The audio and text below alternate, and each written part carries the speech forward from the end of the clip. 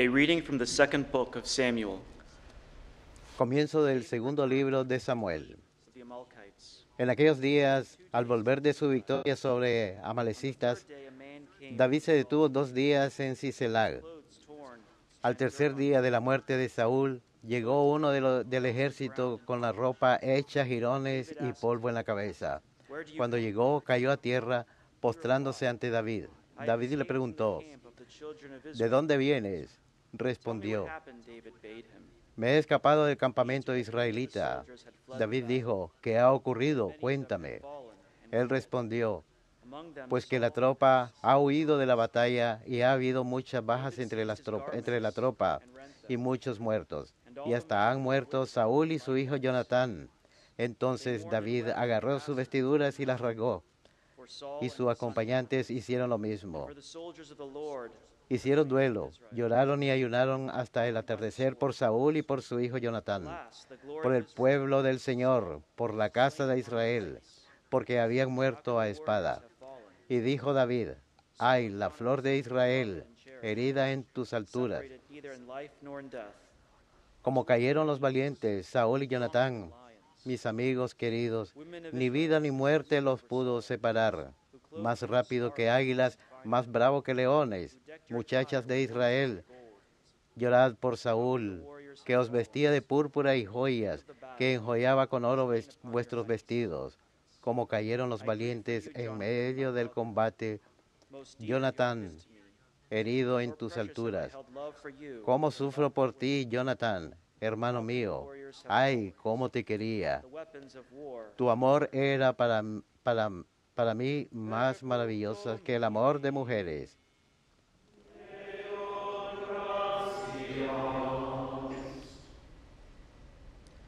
Let us see your face, Lord, and we shall. Que brille tu rostro, Señor, y nos salve. Que brille tu rostro, Señor, y nos salve. O shepherd of Israel, hearken. Pastor de Israel, escucha. Tú que guías a José como a un rebaño, tú que te sientas sobre querubines, respaldece Rouse your power. a Efraín, Benjamín y Manasés. Let us see your face. Que brille tu rostro, Señor, y nos salve. O Lord of hosts, how long will you burn with anger? Despierta tu poder y ven a salvarnos, Señor Dios de los ejércitos. Bread of tears. ¿Hasta cuándo estarás airado mientras tu pueblo te suplica? You have left us to be fought over by our neighbors, and our enemies mock us. Let us see your face. Que brille tu rostro, Señor, y nos salve.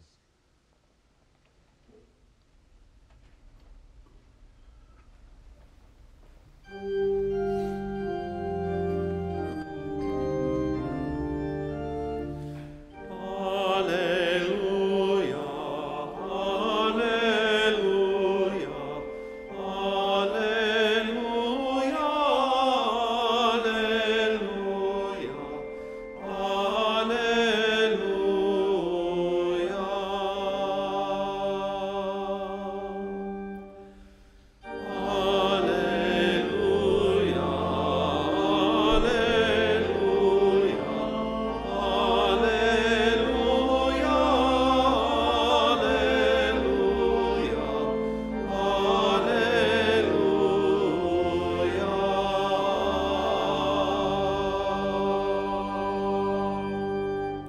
Open our hearts, O Lord, to listen to the words of your Son. Abrimos nuestros corazones, Señor, para escuchar la palabra de tu Hijo.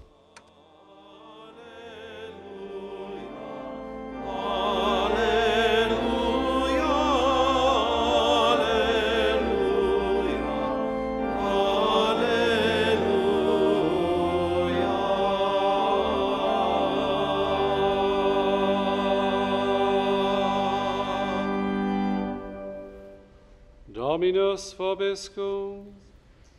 Et cum spiritu tuo. Lectio Sancti Evangelii secundum Marcum. Gloria tibi, Domine. Jesus came with his disciples En aquel tiempo volvió Jesús con sus discípulos a casa y se juntó tanta gente que no les dejaban ni comer. Al enterarse su familia, vinieron a llevárselo porque decían que no estaban en sus cabales. Verbum Domini.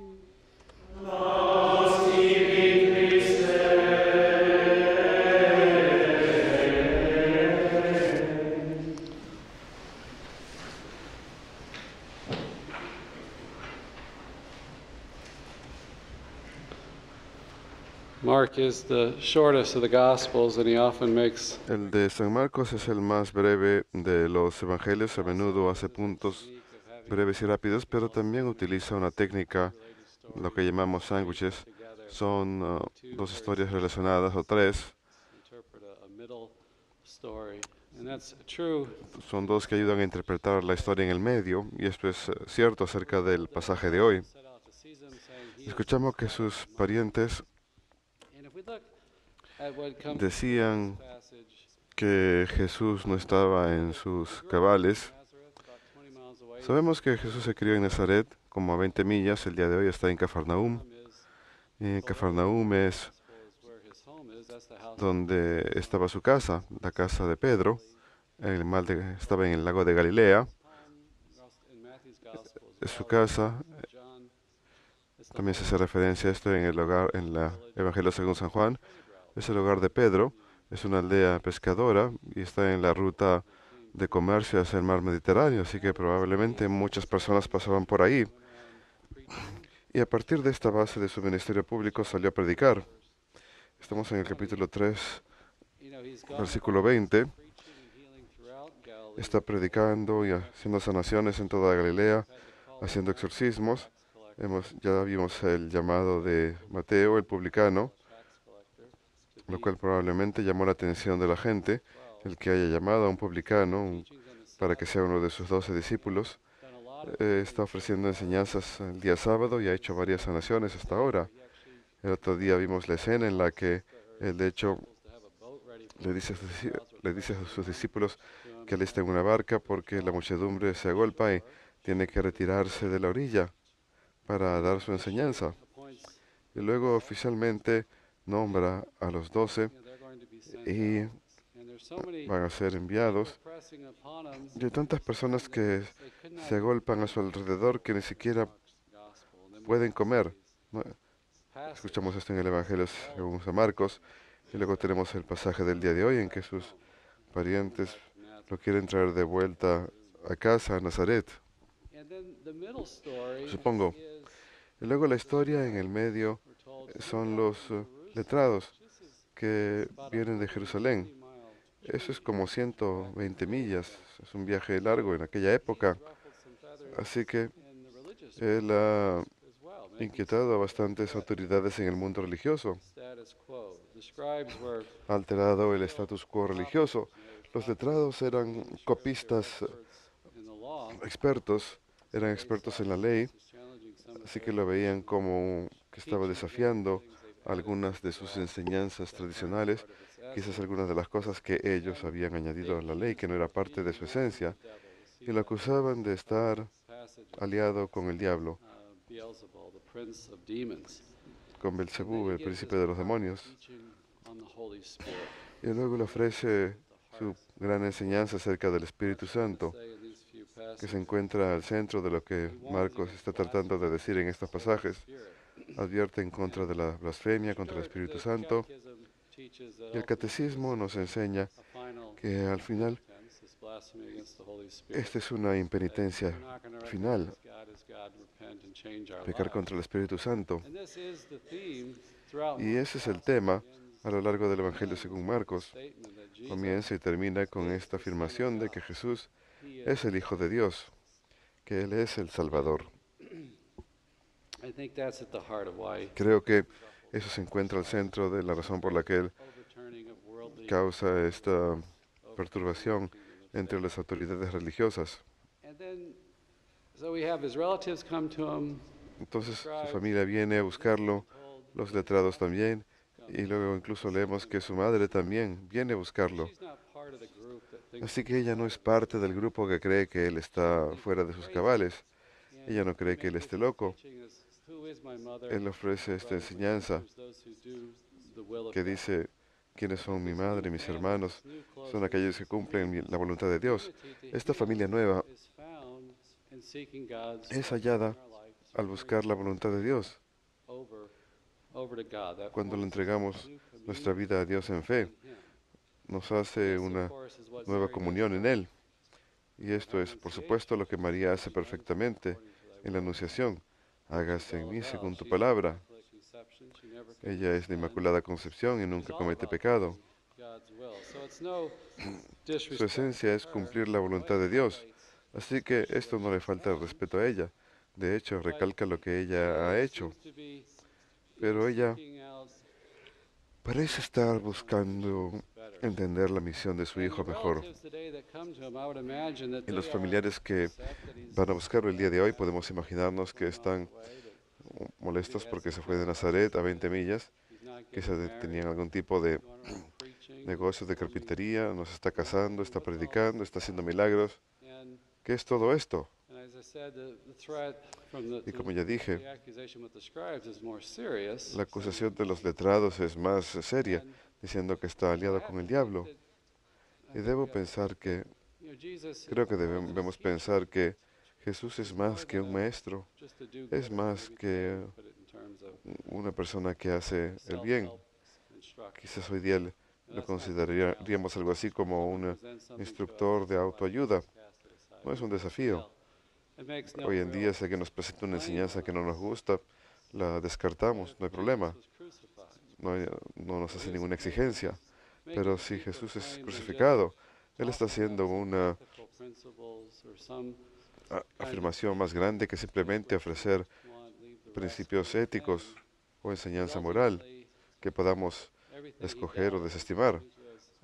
Al final, todo lo que Él está haciendo indica hacia su identidad como Hijo de Dios y ha de ser rechazado por el mundo, los líderes religiosos del mundo de esa época, y es crucificado. Para nosotros los cristianos que vivimos en el mundo 2000 años después, hay cierta falta de distinción entre nosotros y el mundo.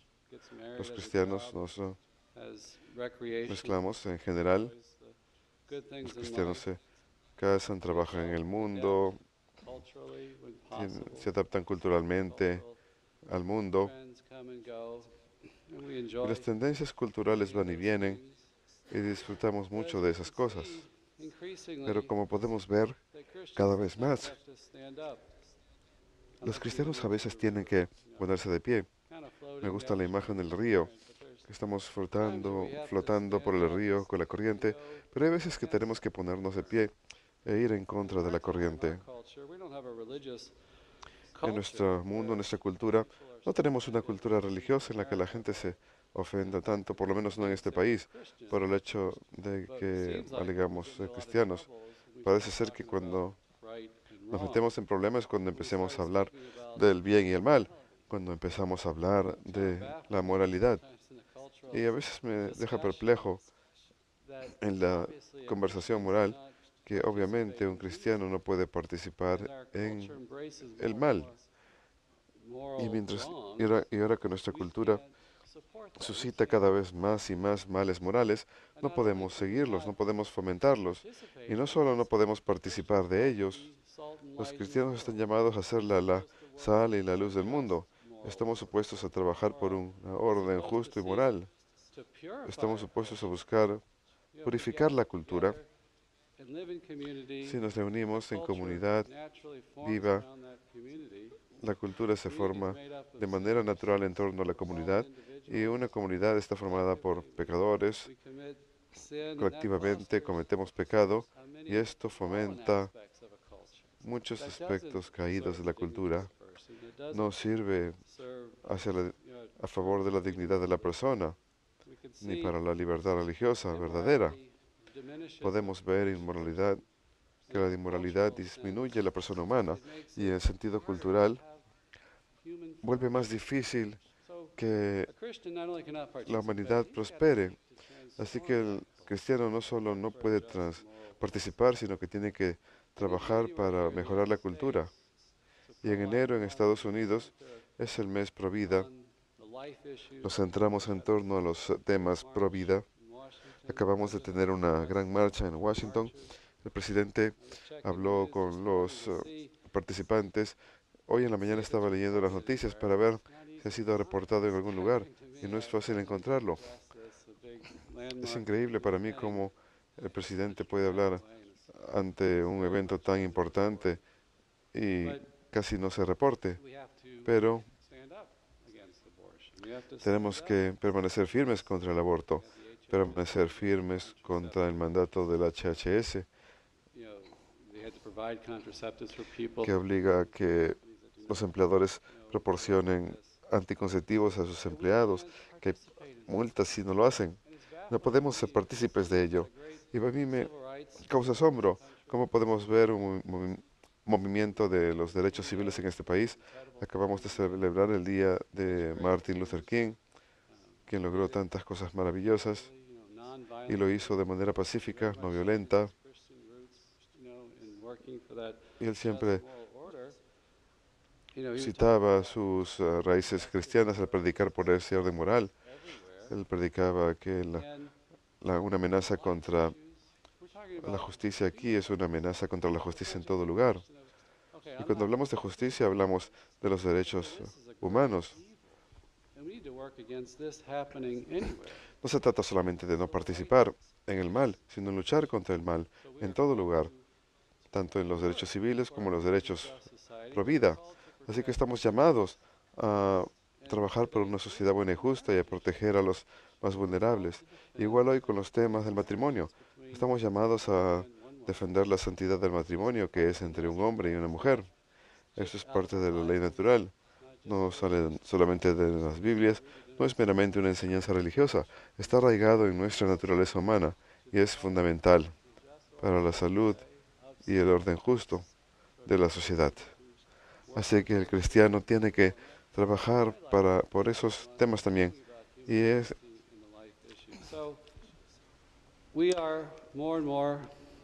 cada vez más estamos en contra de la cultura. Sentimos la corriente. Los cristianos sienten esa corriente que los empuja cuando tratan de permanecer firmes en contra de esta corriente cultural que tiene tantos aspectos negativos. Y puede que la gente diga, estemos locos. Puede que digan que somos primitivos, medievales, que rechazamos la ciencia, lo cual no es verdad, que no reconocemos la autonomía de la ciencia. Pero estos temas amenazan la dignidad humana y tenemos que permanecer firmes a favor de ellos. Mediante la gracia de Dios podemos, confiando en Él, reconociendo que Jesús es Hijo de Dios, Él puede darnos esa fortaleza para luchar esa batalla.